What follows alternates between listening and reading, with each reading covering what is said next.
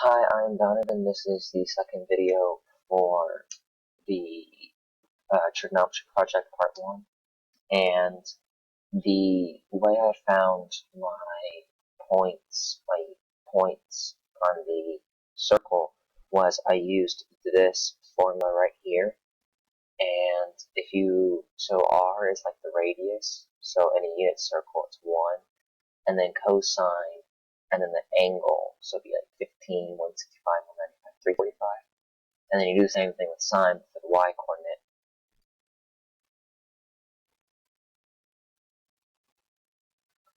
And the reference angles help you find the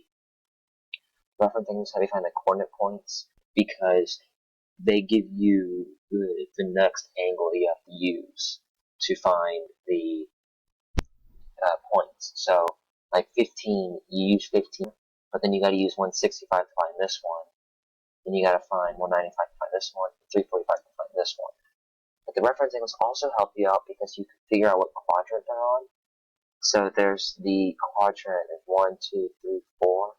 So it's like positive, positive, and then over here it's going to be negative, positive, and then down here it's going to be both negative, and then over here it's going to be positive, negative. So this reference angle is going to be figuring out which coordinate they're in, and the next point for